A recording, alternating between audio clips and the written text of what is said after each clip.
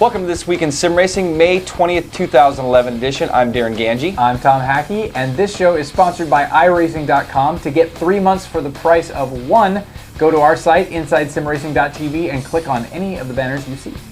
Matter of fact, now's a good time to do that with that Indy 500 coming up next week. That is true. A little over a week, actually. It's going to be on the 28th, and going to be a big event, one of their World Tour events. As a matter of fact, they had that QA event last week, and they had some problems with it, but it definitely served its purpose. And, you know, I'd like to say on behalf of iRacing, they didn't tell me to say this, but I will. Thanks to all those guys that did participate, because, you know, it does help us as guys that are wanting to participate in this Indy 500 coming up. It definitely is going to make a difference, and they've decided to split up the Indy 500 a little bit. Rookie and D drivers are going to drive against each other, and then the CBA and Pro drivers are going to run in the same class, I guess you could say. Top split's going to be based on qualifying, so, man, guys are out there right now just cutthroat for setups. It's rough out there. It is. It's so rough. And you got to give blood of your firstborn to get a good setup for this race. Absolutely, yeah. And speaking of which, I'm going to make a prediction here. Oh. My friend Ron Black, okay, could have won last year, had some issues. I think he loaded the wrong setup and then struggled, but still was running up in the front. They have been basically working on a setup since last year, and I got a feeling either him or his teammate John are going to win the Indy 500 this year. Wow. That's my prediction. All right. I'm going to come in third.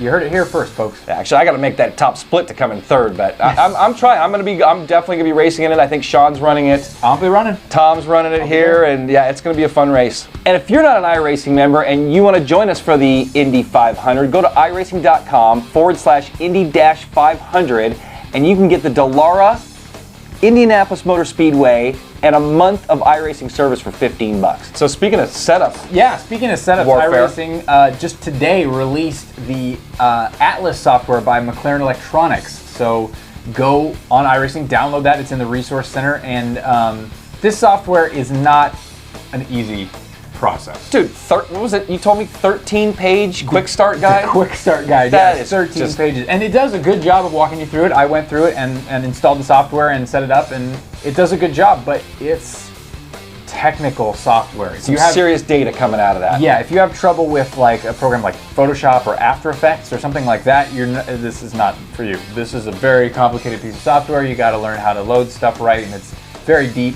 But it's going to be an amazing tool for people who will take the time to learn it and use it for setup. Well, like these setup guys we were just talking about for the Indy 500, man, I'm sure they're going to be using this to dial every little last hundredth out of that setup. Well, it'll be interesting to see if they can jump on this software that's so complicated quickly enough to get usable information from that for next week. Maybe see if somebody can get up there with the Ron Blacks and compete with him for that 500 win.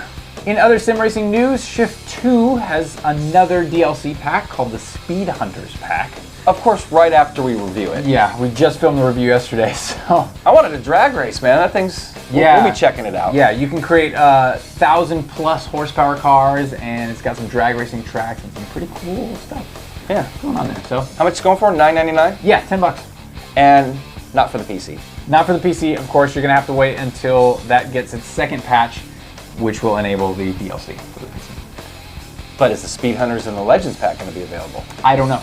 Nobody knows. We will see. They haven't told us yet. Soon to come here on This Week in Sim Racing. Speaking of expansion packs, Simbin has announced their 4th expansion pack, and it's WTCC 2010 expansion.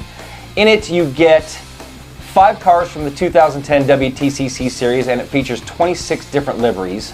11 tracks, all in their 2010 configurations, one of which has never been seen in a racing game, and they didn't list which one it was. It's one of them. We're thinking it's the Marrakech. Is that how you pronounce that? Marrakech. I mean, it's spelled crazy because it's not an English word. It's in Morocco. It's in Morocco. Marrakech, yeah.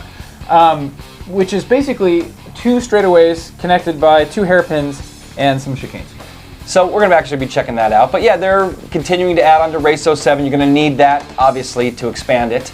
And you can get the whole pack for €9.99 just for the expansion, or for both of them together, €14.99. And you can get it either at Steam or Raceroom.net. And as a matter of fact, we have a link to it right in the description of this video. And that's going to wrap up the first half of This Week in Sim Racing. Stay tuned for the second half and more cool stuff for you.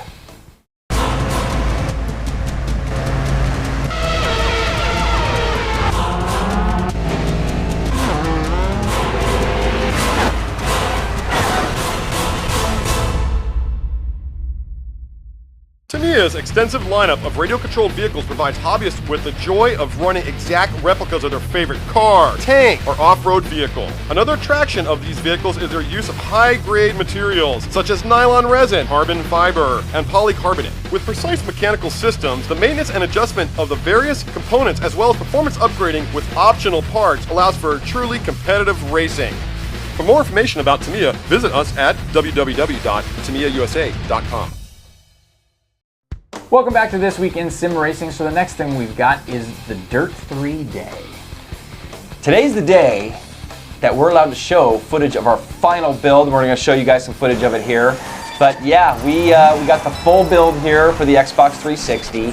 Still on our dev kit. We don't have the retail copy, but this is it, man. It's the full review copy. The real deal. Yeah. What do you think so far, man?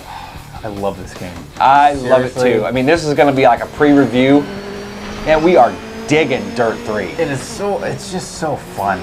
Jeez. And I'm going to say, one of the complaints that in our earlier videos was the stages look too easy, too short.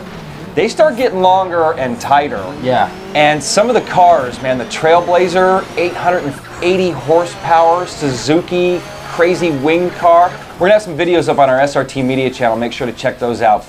And not easy. You will push as hard as you can and you'll get 6th. And you're like, oh. And I'm going to admit it, I like Gymkhana. Oh yeah. I am having fun whipping that car around and doing the different stunts. It is a lot of fun, and it takes a lot of car control, and you have to really coordinate your moves, and it's a lot of fun. And you know what I love about Dirt 3 so far is it just keeps getting better around every corner. Yeah. So more to come on Dirt 3 here on the show. Stay tuned for that. Real quick, PSN Network is back up finally. Yay. About a month. That took a long time. They're going to ask you to change your password to get back on track, so make sure you do. And it just shows you to be safe anywhere you're putting your credit card. Yeah, really think about that. Be careful. And saving that information online, maybe not always the best idea. Yep.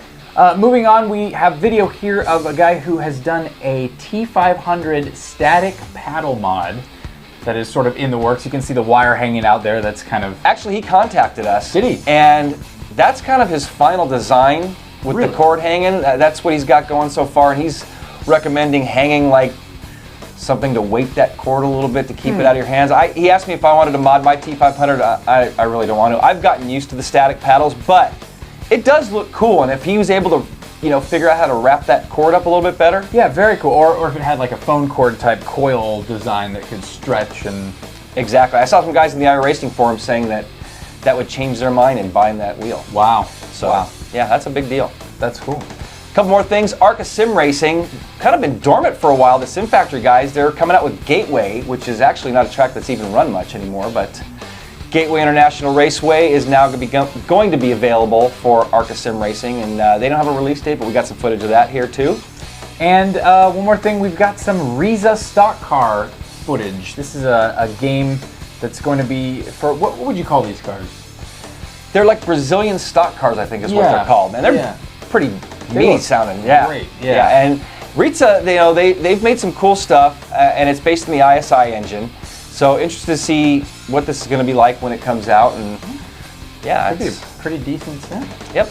That's going to wrap up This Week in Sim Racing. Hope you've enjoyed all the news that we've brought you this week. And make sure you check in on our forums and join in on the conversations we have going there. And you can register by going to InsideSimRacing.tv. For Tom Hackey, I'm Darren Ganji.